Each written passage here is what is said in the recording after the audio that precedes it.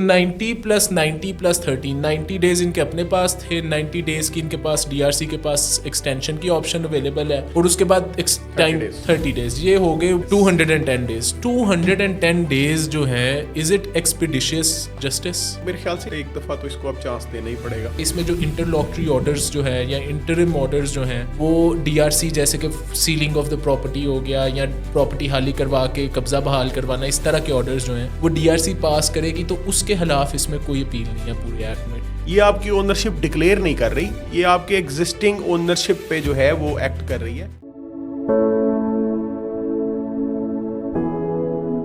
अच्छा, reference to the tribunal is section 10 of the ordinance. Sub clause 1 में अगर आप देखें, in case of the dispute, in case the dispute has been resolve, तो वो refer कर देगी उसको ट्रिब्यूनल को मैटर। इसमें जो है सब सेक्शन 2 में वो ये कहता है कि अगर तो फॉर एग्जांपल जो डीआरसी है वो ये फेल करती है अपना कोई डिस्प्यूट को रिजॉल्व करने में, या फिर उसका टाइम जो है गिवन टाइम पीरियड 90 डेज़ और एक्सटेंशन के बाद 180 डेज़ वो लैप्स हो जाता है, तो 30 डेज़ के अंदर अंदर it would be liable to give an opinion to the tribunal for a further 30 days. तो 90 प्लस 90 प्लस 13 90 डेज़ इनके अपने पास थे, 90 डेज़ की इनके पास डीआरसी के पास एक्सटेंशन की ऑप्शन अवेलेबल है, और उसके बाद टाइम 30 डेज़, ये हो गए 110 डेज़। 210 डेज 210 डेज़ 210 डेज़ जो है, इज इट एक्सपीडिशियस जस्टिस? बिल्कुल भी नहीं है। ये तो मैक्सिमम टाइम लिमिट है ना, जो उन्होंने इस तरह से इसको सेटल किया है।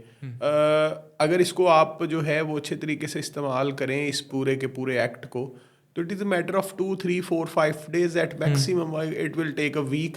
अगर आप मीटिंग कन्वीन करने की देर है और सारी चीज़ें आपके सामने है, तो आप उसको 1 वीक में या 1.5 वीक में जो है वो सेटल कर सकते हैं। बट लॉ सेज कि इसमें जो है वो 210 डेज का मार्जिन जो है वो एग्जेक्टिव या एडमिनिस्ट्रेटिव डिपार्टमेंट जो कमेटी है वो निकाल सकती है for sending the matter to the tribunal, जो ट्राइब्यूनल इस्टेब्लिश होगा यहाँ पे इस लॉ के अंडर। अच्छा, given the practice in Pakistan अमूमन ज़्यादा ही टाइम लगता है, ऐसा नहीं होता कि 3-4 दिन में जो है, हालांकि केस जो है सॉल्व होने वाला भी हो 3-4 दिन में नहीं होता, उसमें बड़े सारे कंस्ट्रेंट आ जाते हैं। कभी ऑफिशियल्स वाकई बिजी होते हैं, कभी उनका दिल भी नहीं कर रहा होता कोई एक पर्टिकुलर केस को करने का। तो डू यू नॉट थिंक कि अगर इसका टाइम थोड़ा कम कर दिया जाता तो उन पे थोड़ा एक किस्म का प्रेशर होता कि यार ये मैंने काम करना है। अभी तो उनके पास 210 डेज का लीवे अवेलेबल है, and I think given the situation we are in, they will utilize it to the last day. नहीं, अगर फ़र्ज़ करें, मैं कहता हूँ कि अगर बड़ा अच्छा गवर्नमेंट इस पे चेक भी रखती है इस ऑर्डिनेंस के बाद कि ये जो चीज़ें हैं, रिपोर्ट्स सबमिट हो रही हैं और गवर्नमेंट इसको पुश कर रही है कि आप इनको जो है एट अर्लीस्ट ख़त्म करें, तो मेरे ख्याल से इसकी इन्फोर्समेंट एक दफ़ा तो इसको अब चांस देना ही पड़ेगा। और अगर फ़र्ज़ करें उसकी कुछ देर के बाद इंटरेस्ट जो है वो लैप्स कर जाता है, तो फिर ऑब्वियसली ये 210 डेज़ में जाएगा, फिर एक्सटेंशंस के रौले बनेंगे, फिर एडजमेंट्स की वो जो पुरानी रीत जहाँ पे हमारे लीगल सिस्टम के अंदर एंटर हो गई है कि कोई भी काम जो है वो आपने मेडिसिन की तरह आपने इंसाफ बांटना है, आज इतना है, कल इतना है, कल इतना है, कल इतना है, and we are not prepared कि हम एक ही टाइम पे किसी एक जो है वो ट्रायल को कंक्लूड करें, और जब तक वो कंक्लूड ना हो किसी दूसरे काम को हाथ ना लगाएं। तो these are all the possibilities जो यहाँ पे जो अब आने वाले टाइम में जो डिसाइड करेंगी कि ये किस हद तक जो है वो इफेक्टिवली चलता है। Alright, so the section 10 subsection 3 जो है, it talks about false complaints, और फॉल्स कंप्लेंट्स के केस में 1 साल से 5 साल तक की सज़ा जो है, और 25% of the value of the property, ये जो है डीसी वैल्यू होगी या मार्केट वैल्यू होगी? Does this act say anything about that?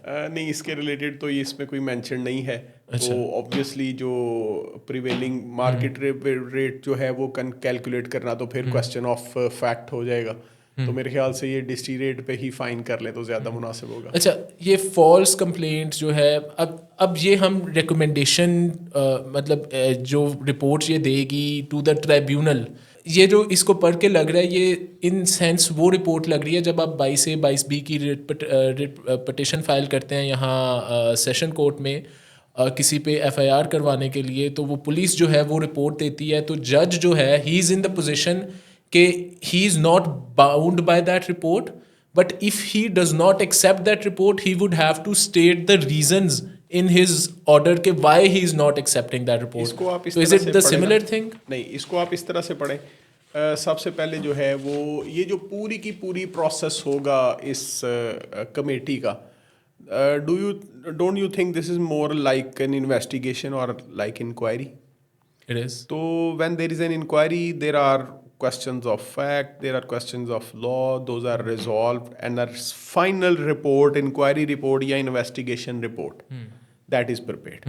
तो इस केस के अंदर भी जब इतने हाई प्रोफाइल कमेटी के अंदर लोग बैठे हैं, they will prepare R report कि हमारे पास ये कंप्लेंट आई थी, हमने ये चीज़ें जो है वो इंक्वायर इन की हैं, इन लोगों को सुना है, ये डॉक्यूमेंट्स हमने जो है वो वेरीफाई किए हैं, और फिर उसको करने के बाद अगर वो मैटर को वहीं पे रिजॉल्व करते हैं तो then they will send the record under section 10(1) in case the dispute has been resolved.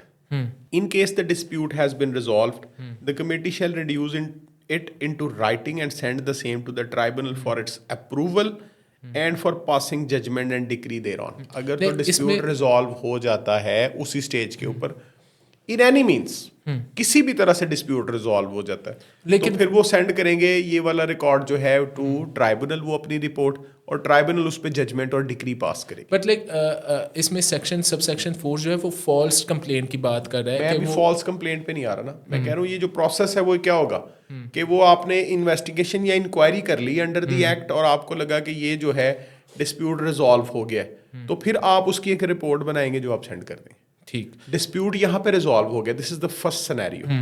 दूसरा सिनेरियो ये है कि आपका डिस्प्यूट रिजॉल्व नहीं हुआ, तो आप उसको जो है वो 10 सब सेक्शन 2 में देखें, इफ डिस्प्यूट रेजोल्यूशन फेल्स, अगर डिस्प्यूट रेजोल्यूशन फेल हो जाए यानी आप डिस्प्यूट को रिजॉल्व नहीं कर पाए, या आप जो स्टिपुलेटेड टाइम है वो लैप्स कर जाता है विदाउट अ रेजोल्यूशन के बगैर, the committee shall within 30 days of the expiry of the stipulated period, तो वो 30 दिनों के अंदर अंदर, यानी वो पहले 90 दिन उनके अपने, फिर एक्सटेंशन ले ली, 90 दिन फिर गुजर गए, और फिर उसके बाद 30 days जो है वो with in 30 days refer the matter with its opinion. तो यहाँ पे वो फाइनल रिपोर्ट कंक्लूजन तो नहीं होगा, एक ओपिनियन होगा, ओपिनियन जो है वो to the tribunal for its decision, के ट्राइब्यूनल को भेजा जाएगा, ट्राइब्यूनल देन विल डिसाइड। तो now there is a third question, now there is a third probability कि the dispute has been resolved and in case the complaint is found false, वो complaint जो है वो false, हम उनको लगा कि वो कंप्लेंट फॉल्स है, देन जो है वो रिकमेंड कर सकता है ट्राइब्यूनल को वंस अगेन कि ये फॉल्स कंप्लेंट है, ये बंदे ने की थी, इसको सजा दे दे। तो once again in all 3 scenarios matter will be referred to the tribunal for the final determination. अच्छा, let's break it down. If a complaint is found false, ज़ाहिर कंप्लेनेंट तो कह रहा होगा कि मेरी कंप्लेंट सच्ची है। इसमें जो फॉर एग्जांपल जो भी इन तीनों केसेस में इसकी रिकमेंडेशन जाएगी, कोई एक अगर डिस्प्यूट रिजॉल्व नहीं होता उस केस में, तो एक पार्टी जो है वो उस रिकमेंडेशन को डिस्प्यूट लाजमी कर रही होगी कि ये सही रिकमेंडेशन नहीं है। इस केस में मैं ये कह रहा हूँ कि ये जो ओपिनियन जाएगा या जो इसकी रिकमेंडेशन जाएगी DRC की ट्रिब्यूनल में, will it hold the same value as a police report जो कि 22A-22B में जाती है कि वो अदालत डायरेक्ट करती है कि पुलिस जो है इन्वेस्टिगेट करके इस मैटर को रिपोर्ट करे। वो रिपोर्ट बाइंडिंग नहीं होती है अदालत पे, लेकिन अदालत अगर उसे जो है नहीं मानती तो अदालत को एक रीजंस देने पड़ते हैं। तो will it be the similar thing? बिल्कुल सिमिलर थिंग होगा। देखिए एक कॉन्सेप्ट है लैटिन इप्सी डिक्सेट, तो opinion of the police. Dixit means English में पुलिस ऑफिसर को कहते हैं, इन्वेस्टिगेटर्स को। तो इप्सी डिक्सेट उसका ओपिनियन, उनका opinion is not binding on the court. तो यहाँ पे भी ये सेंस नहीं दे रहा कि उनका ओपिनियन जो है वो ट्राइब्यूनल पे बाइंडिंग होगा। इसमें ट्राइब्यूनल के पास अपने पास जुडिशियल पावर्स हैं, और चूंकि ट्राइब्यूनल है तो जुडिशियल अथॉरिटी उसके पास अवेलेबल है, तो वो वेटेज देगा उसको इन्वेस्टिगेशन को। जैसे 173 की रिपोर्ट आपकी आती है और अक्यूज्ड को समन किया जाता है, इसका मतलब ये नहीं है कि अक्यूज जो है उसको सजा आते ही दे दी जाएगी, उसको सुना जाता है एंड कोर्ट रीचेस के ये जो है वो बेगुनाह है। Understood. तो an court without looking at the contents of that particular report in which he was held guilty of the offence, तो कोर्ट उसको क्या करती है, क्विट कर देती है। अच्छा, तो ये ऑप्शन तो यहाँ पे अवेलेबल रहेगा, लेकिन यहाँ पे जो चीज़ें जो सर्कल्स हैं जिनके अंदर रहना है, उसमें यह है कि अगर प्लेंट सही है तो उसका डिसीजन होगा, तो एक पार्टी को सजा होगी। अगर आपकी कंप्लेंट गलत है तो फिर आपको सजा होगी, यानी दोनों में से कोई एक बंदा जो है वहां से कुछ ना कुछ लेकर वापस आएगा। अच्छा, the problem that I have with this particular sub clause is कि इन्वेस्टिगेशन इंक्वायरी की हमने पहले बात की है। इन्वेस्टिगेशन के पास आपको चेंज ऑफ इन्वेस्टिगेशन का आपके पास एक होता है, इफ़ यू थिंक इसके बाद भी जुडिशियल डिटर्मिनेशन है ना, वो देखें वो तो रेगुलर क्रिमिनल प्रोसीडिंग्स हैं, उसके अंदर आपके पास जो है वो स्पेशल लॉ मौजूद है, उसमें आपके पास चेंज ऑफ इन्वेस्टिगेशन के 2 फोरम्स मौजूद हैं। यहाँ पे इस तरह का फोरम वो कोई इस्टेब्लिश नहीं है कि आप कर सकते हैं, लेकिन obviously when there is a tribunal and then there is a higher forum, high court जो है अपील के लिए अवेलेबल है, तो you can go there and contest your case if it is against the facts. ठीक। अच्छा, इसमें establishment of tribunal जो है वो आ रहा है अगला सेक्शन 11, लेकिन उससे पहले एक चीज़ इसमें है कि इसमें जो इंटरलॉकटरी ऑर्डर्स जो है या इंटरिम ऑर्डर्स जो हैं वो डीआरसी, जैसे कि सीलिंग ऑफ द प्रॉपर्टी हो गया या प्रॉपर्टी हाली करवा के कब्ज़ा बहाल करवाना, इस तरह के ऑर्डर्स जो हैं वो डीआरसी पास करेगी, तो उसके खिलाफ इसमें कोई अपील नहीं है पूरे एक्ट में। डू यू थिंक कि उसके खिलाफ कोई ना कोई, कम अज़ कम बेशक ट्रिब्यूनल को अपील होती, लेकिन डू यू थिंक कि उसके खिलाफ कोई अपील का फोरम होना चाहिए? अपील का राइट यहाँ पे अवेलेबल नहीं है आपको। इंटरलोकेटरी ऑर्डर्स के अगेंस्ट जो है वो आपको अपील का राइट नहीं है। Do you think? तो obviously in that scenario what is the an established practice, that is a constitutional remedy under article 199 of the constitution. तो वो हाई कोर्ट का कॉन्स्टिट्यूशनल बेंच अब 27th अमेंडमेंट के बाद कॉन्स्टिट्यूट होगा, तो you can go to the constitutional bench and get your remedy.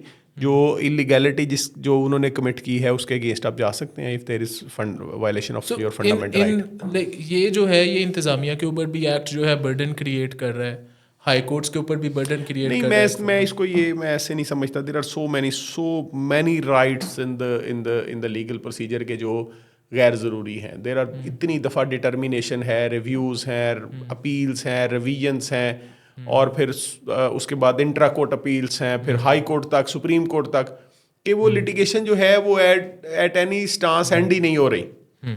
तो हमें इसको जो है वो कुछ चीज़ों को कर्ब करना पड़ेगा। उसमें जो सबसे इम्पॉर्टेंट ये है कि प्रोसीडिंग के दौरान जो लिटिगेशन एक्सपैंड करती है उसको रोका जाए। यानी प्रोसीडिंग के दौरान स्टे की एप्लीकेशन है, उसमें आप हाई कोर्ट सुप्रीम कोर्ट तक जा रहे हैं, उसके बाद लोकल कमीशन की एक एप्लीकेशन आ गई, उसमें आप सुप्रीम कोर्ट तक जा रहे हैं। इसी तरह एक विटनेस को तलब करने की दरख्वास्त खारिज होगी, उसके खिलाफ आप जो है वो सुप्रीम कोर्ट तक जा रहे हैं। तो इन चीज़ों को हमें कर्टेल करना पड़ेगा। हमारे पास रिमांड का ऑप्शन है ना, सेकेंडरी एविडेंस जो है, एडिशनल एविडेंस रिकॉर्ड करने का एपीलेट स्टेज पे ऑप्शन मौजूद है ना, तो हमें ये चीज़ें कर्टेल करना पड़ेंगी। अच्छा लॉयर ये है कि अपने ऑब्जेक्शंस ऑन द रिकॉर्ड लेता चले और फिर प्रोसीडिंग्स को आगे जो है वो कंटिन्यू करवाता रहे, ताकि उसका केस जो है वो फाइनली डिसाइड हो। अच्छा, इस्टेब्लिशमेंट ऑफ ट्रिब्यूनल, अब ये जो ट्रिब्यूनल है जिसको डीआरसी के बाद जो है वो ओपिनियन डीआरसी का जाएगा, इसके अंदर ये कह रहे हैं कि it is to be headed by a जज who has been a person who has been a judge of the high court, और डिस्ट्रिक्ट के अंदर एक होगा, और जो है वो ऐसा बंदा जो जज हाई कोर्ट का जज बनने के का अहल हो वो हो सकता है। इसमें ये कह रहे हैं कि he has to be, यानी कि वो रहा हो, या हाई कोर्ट का जज रहा हो या फिर डिस्ट्रिक्ट कोर्ट का जज रहा हो। तो इससे एक ये भी तासुर मिल रहा है कि maybe will see some of the retired officials. This is the sense जज ऑफ द हाई कोर्ट जो है और डिस्ट्रिक्ट जज। यस, तो ये ऑब्वियसली जो ट्राइब्यूनल होगा that is headed by some district and session जजेस और बाय सम हाई कोर्ट के जजेस as well. And it says के इधर भी on the nomination of the chief justice of the Lahore high court, government जो है इसे 3 years के लिए इनको जो है वो as a presiding officer of the tribunal वो नामजद करेगी। और इसमें एक और चीज़ है कि no person shall be appointed as the member unless he has been a जज। Okay, we have already discussed that. Let's move on to section 12. Section 12 talks about resignation and removal. Very irrelevant for the purposes of discussion. I think that a member may be removed from the office by the government prior to the completion of his tenure after seeking the consultation of the Chief Justice of the Lahore High Court. तो government जो है procedural thing है, obviously ये हर law में इस तरह से होता है कि अगर कोई बंदा नॉमिनेट किया तो उसको रिमूव भी किया जा सकता है फॉर द रीजंस। और ये this is the section 13 is very important. Notwithstanding anything contained in any other law for the timing in force, the tribunal shall have exclusive jurisdiction to try the offences under this ordinance. तो इस ordinance में जितने भी offences हैं वो सारे के सारे ट्राई करने की एक्सक्लूसिव जुरिस्डिक्शन आप किसके पास है? ट्राइब्यूनल के पास। और ट्रिब्यूनल के पास जो है वो आप डायरेक्टली नहीं जा सकते, you have to go through you will have to go to through DRC. तो इसमें क्रिमिनल जो ऑर्डिनरी हमारा क्रिमिनल जस्टिस सिस्टम है उसमें हमारे पास 3 ऑप्शंस हैं to begin with the litigation. Criminal litigation की बात कर रहा हूँ। फर्स्ट इज कि you get an FIR launched. तो for getting an FIR launch you have to go to the station house officer और आप अपनी FIR जो है फर्स्ट इंफॉर्मेशन रिपोर्ट वहाँ पर रिकॉर्ड करवाएंगे। The second is you go to the magistrate and file a complaint. तो खुद कंप्लेंट लिखें और मैजिस्ट्रेट के पास जाएं और फाइल करें। थर्ड इज कि मैजिस्ट्रेट सुओ मोटो जो है वो प्रोसीडिंग्स जो है वो स्टार्ट करें। यहाँ पे जो क्रिमिनल प्रोसीडिंग्स हैं ट्राइब्यूनल के पास जो पहुंचेंगी वो कल्मिनेशन होगी ऑब्वियसली फ्रॉम द कमेटी, जो डिस्प्यूट रेजोल्यूशन कमेटी है जिसको QRC आप कह रहे हैं, DRC डिस्प्यूट रेजोल्यूशन कमेटी। तो DRC जो है वो ही इसको फॉरवर्ड करेगी और देन वो सारे के सारे ऑफेंसेस जो इस एक्ट में मेंशन है वो सारे के सारे यहाँ पे उनको। अच्छा, इसमें burden of proof is another interesting thing. It says के notwithstanding anything contained in any other law for the time being in force including QSO कानून शहादत order, the onus of proof in case of illegal possession shall lie on the offender under the ordinance. Offender यानी कि any person who is not having a title document. This is an inquisitorial sort of provision. Yeah. This is not purely adversarial system. Adversarial provision. This is inquisitorial, but that you can ask some questions to the accused. So once again, in our society, this is not that bad sort of provision. We have given so much leverage to the accused and we have pushed so much.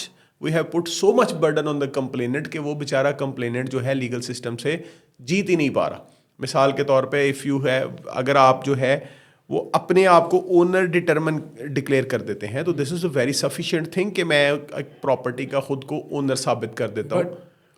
और जब मैं किसी property का खुद को owner साबित कर देता हूँ तो ओनस ऑफ प्रूफ जो है वो शिफ्ट हो जाएगा उस पे कि वो अपनी पोजेशन जो है इलीगल पोजेशन को डिफेंड करे। लेकिन फॉर एन एक्ट, एक ऐसा एक्ट जो कि PPC की सज़ा भी, PPC, CRPC, CPC सारी चीज़ें जो हैं वो उस ट्रिब्यूनल के पास होगा कि या DRC के पास होगा कि वो समनिंग स्टेज पे वो उन प्रोविजंस को यूटिलाइज कर सके, और ट्रिब्यूनल के पास होगा कि वो जो CRPC या PPC या CPC की जो प्रोविजन हैं उनके मुताबिक चल सके। ऑप्शन अवेलेबल है which do not contradict with this act. In that case ये जो burden of proving a case generally होता है कि balance of probability in civil cases और 100% proval in the criminal cases, ये क्या उन दोनों के दरमियान कोई एक बैलेंस स्ट्राइक आउट करेंगे कि मतलब ये कैसे तयन करेंगे कि what will be the ratio decide and die of a particular, मतलब कि कैसे ट्रिब्यूनल ये फैसला करेगा कि ये 51% केस एक बंदे को प्रूव करना पड़ना है अपनी बेगुनाही का या उसे 100% केस अपनी बेगुनाही का। क्वांटम ऑफ एविडेंस जो है ना वो यहाँ पे इररेलेवेंट है। That is quality of evidence.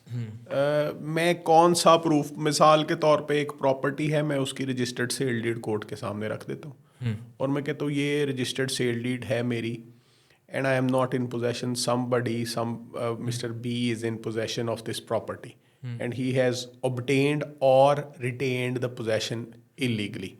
तो जब मैं अपना पार्ट जो है वो ओनरशिप का पार्ट प्रूव कर देता हूँ तो then the burden shifts on the accused कि वो साबित करे that this possession was not illegal. अब वो कैसे इस ओनर्स को डिस्चार्ज करेगा? He too brings a registered sale deed and he says sir I am owner of this property through this deed. तो दिस इज, अगर कोर्ट को लगे कि हाँ ये जॉइंट प्रॉपर्टी थी, उसके पास भी रजिस्टर्ड सेल डीड है, उसके पास भी रजिस्टर्ड सेल डीड है, then the onus is sufficiently discharged by the accused, by the alleged offender. तो ये ओनस जो है ये शिफ्ट कर दिया गया है accused पे, जो कि हमारे नॉर्मल क्रिमिनल जस्टिस सिस्टम के अंदर ओनस शिफ्ट नहीं होता until unless there is a specific plea जो accused ले लेता है। सेक्शन 15 जो है वो ग्रांट करता है इस ट्रिब्यूनल को powers of a civil court and a session court. क्या ये मुमकिन हो सकता है? Like is it practical? Will it be feasible? Will it be helping the cause of this act? मतलब कि what do you think about this? देखिए, ये सेशन कोर्ट की पार्स जो हैं वो कोई अनोखी पार्स नहीं है।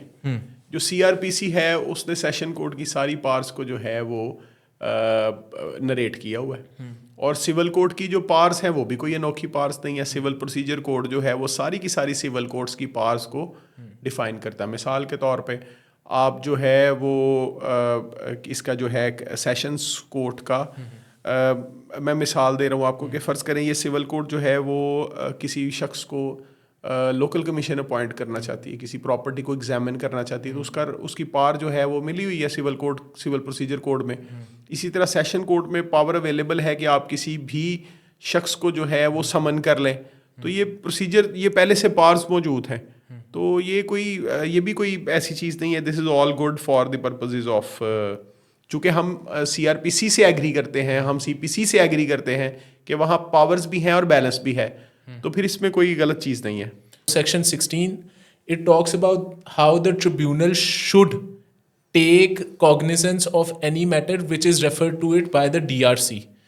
DRC एक मैटर रेफर कर रही है, तो ट्रिब्यूनल के पास ये अथॉरिटी नहीं है कि वो उसे मेंटेनेबिलिटी स्टेज पे खारिज कर दे कि ये हमारा मैटर ही नहीं बनता।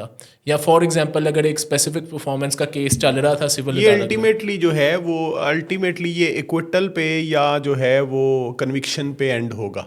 तो ये क्रिमिनल जो हमारा सिस्टम है उसमें भी इसी तरह से है कि 173 की रिपोर्ट जब आती है तो वो चाहे ब्रीफली इक्विटल या उस पे क्या उसको कहते हैं कन्विक्शन पे एंड हो, या वो 249A में 265K के अंदर ब्रीफली, या पूरा ट्रायल होने के बाद जो है वो एंड हो। दोनों सूरतों में इक्विटल और या कन्विक्शन के ऊपर इसमें अच्छा फिर ये भी तो हो सकता है कि ट्रिब्यूनल, इसमें सिर्फ कन्विक्शन नहीं है ना, इसमें ये भी है कि ट्रिब्यूनल जिस बंदे को चाहे समझता है उस बंदे को प्लेस भी कर सकता है पोजेशन में।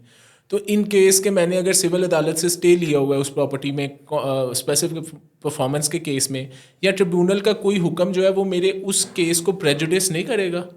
नहीं, प्रेजुडिस देखिए ये स्पेशल रेमेडी है ना आपकी। ये आपको जो है वो टाइटल आपका डिक्लेयर नहीं कर रही, आपके ऑलरेडी एग्जिस्टिंग टाइटल पे ऑपरेट कर रही है। ये आपकी ओनरशिप डिक्लेयर नहीं कर रही, ये आपके एग्जिस्टिंग ओनरशिप पे जो है वो एक्ट कर रही है। तो ये इस तरह का इफेक्ट तो इसमें नहीं आएगा। लेकिन टाइटल का क्वेश्चन ये डिटरमिन कर रही है ना, ये सब सेक्शन 2 जो है इसका सेक्शन 16 का sub clause 2 notwithstanding anything exclusive jurisdiction होगी आपको डिटर्मिनेशन ऑफ टाइटल की हद डिटर्मिनेशन ऑफ टाइटल की हद तक। तो लाइक डू यू थिंक के देखिए, अगर आप जो है किसी प्रोसीडिंग्स को इनिशिएट कर रहे हैं और उसके अंदर जो है वो क्वेश्चन ऑफ टाइटल राइज हो जाता है, तो फिर ये चीज़ इस तरह से नहीं की जा सकती कि आप टाइटल जो है वो सिविल कोर्ट से डिसाइड करवा लाएं और फिर वापस आ जाइएगा और हम जो है वो आपकी रेमेडी इन्फोर्स कर देंगे। तो ये जो कोर्ट है ये भी तो एक जुडिशियल डिपार्टमेंट है, वहाँ पर डिस्ट्रिक्ट जज बैठा होगा या हाई कोर्ट का कोई जज बैठा होगा, तो ही इज़ कॉम्पिटेंट इनफ कि वो टाइटल को भी डिसाइड कर दे एट द सेम टाइम। जैसे पार्टीशन के सूट्स के अंदर टाइटल जो है वो at the same time decide हो सकता है, तो यहाँ पे भी टाइटल जो है वो at the same time decide हो सकता है। और इसी कोर्ट को आप जुरिस्डिक्शन होगी जब मैटर रेफर होगा कि अगर टाइटल के रिलेटेड डिस्प्यूट अराइज होता है तो वही उसको डिसाइड कर दे। ठीक है। अब इसमें कॉम्पनसेशन का भी क्लॉज है which is sub clause 6 of section 16। The tribunal may award monetary compensation for the wrongful illegal possession of immovable property which shall be less than the value of the immovable property so possessed as determined in accordance with the valuation as on the date of the order and from such property or any superstructure constructed thereupon. So इसमें एक compensation का भी आ गया कि if a person वो उसको compensate, which is a good thing again. So section 17 is the eviction and mode of recovery as interim relief.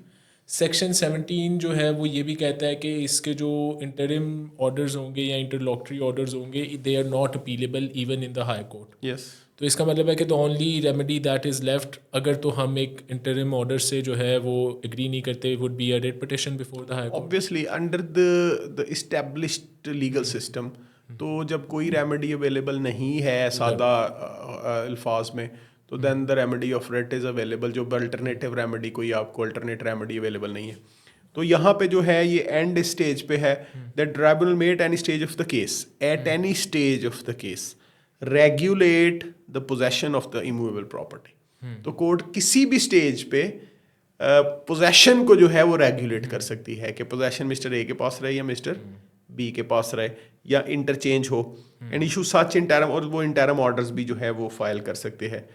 और section 18 it talks about the delivery of possession upon conclusion of the trial, obviously when there is a conclusion as to title कि फलां बंदा जो है वो owner है, तो फलां बंदा इलीगल ऑक्यूपेंट है, तो फिर उसके कंक्लूजन में ही डिलीवरी जो है वो इमूवेबल प्रॉपर्टी को लॉफुल ओनर को हो जाएगी। And this is the wish of the law. section 18 again talks about actually this delivery is of the the section possession and then there is an appeal, जो ये final order है उसके खिलाफ appeal Lahore high court में लाहौर होगी, high court में होगी। और वो बेंच भी जो है वो 2 जजेस पर कंप्राइज होगा, यानी डीबी इसको सुनेगी अपील को। और the last section is about the prohibition of एक alienation इसमें एक और चीज है, provided that no appeal shall lie against an order relating to voluntary return of the possession. अगर कोई ड्यूरिंग द प्रोसीडिंग्स जो है वो कोई शख्स इलीगल ऑक्यूपेंट जो है वो रिटर्न जो है वॉलंटरीली कर देता है क्योंकि I am my possession has been determined illegal, तो उसके खिलाफ अपील जो है वो नहीं होगी। ठीक है। फॉर एग्जांपल अगर वो वॉलंटरली पोजेशन रिटर्न कर देता है और मेरी ये ख्वाहिश होती है कि नहीं ये इस बंदे को सज़ा भी होनी चाहिए, तो वो मैं अपील और अदालत वो जो ट्रिब्यूनल है वो सज़ा पास नहीं करती, तो मैं हाई कोर्ट नहीं जा सकता हूँ। It is not appealable by any side. Okay. Section 20 prohibition of alienation, यानी कि जो इस ट्रिब्यूनल में अगर तो एक सब्जेक्ट मैटर जो है वो पेंडिंग है तो उसको जो है एलिनेट नहीं किया जा सकता by way of sale, gift या एक्सचेंज वगैरह। This is like somewhat like having the same effect as lis pendens principal.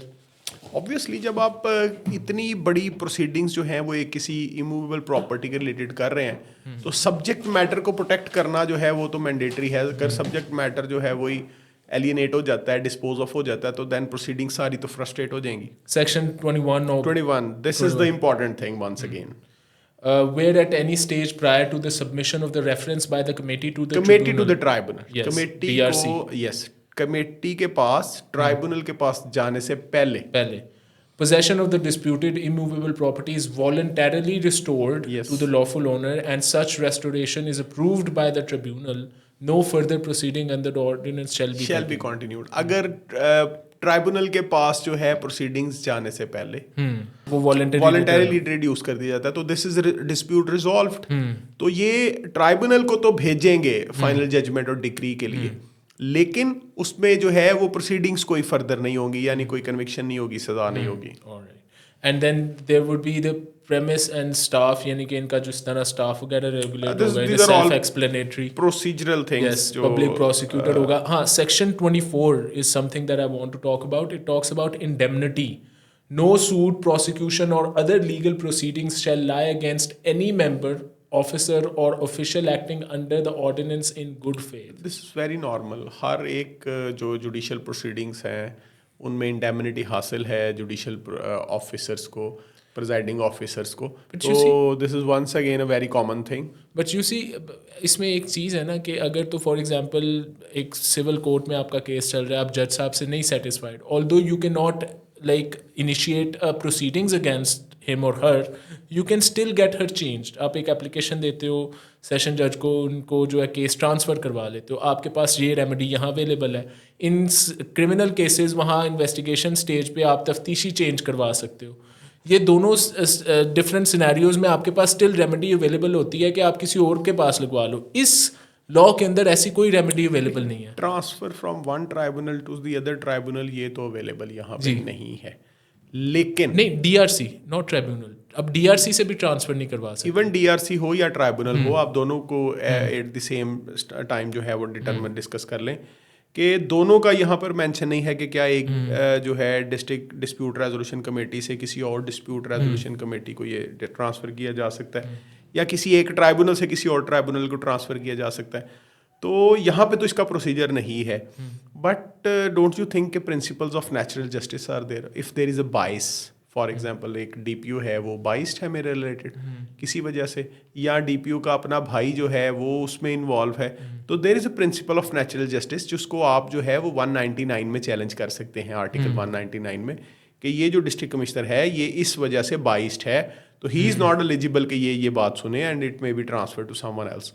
जैसे 199 की ग्रोथ के अंदर इस तरह की बहुत एग्जाम्पल हैं कि जहाँ आपके पास कोई रेमेडी नहीं थी, you went to the high court and high court in the restoration in the protection of your right to fair trial, article 10A जो अब लेजिस्लेट हो चुका है कॉन्स्टिट्यूशन के अंदर, वो एक जगह से उस प्रोसीडिंग्स को उठा के दूसरी में करने का ऑर्डर इख्तियार जो है वो हाई कोर्ट रखती है। तो दिस इज वंस अगेन कि इस पे सेफगार्ड जो है ऑलरेडी सिस्टम के अंदर मौजूद है, अगर कभी कर्टेल ना हो गया तो। Ladies and gentlemen, thank you for joining us. Adnan bhai, thank you for coming here. Welcome. It was a lovely discussion. I hope that you were able to learn something from it.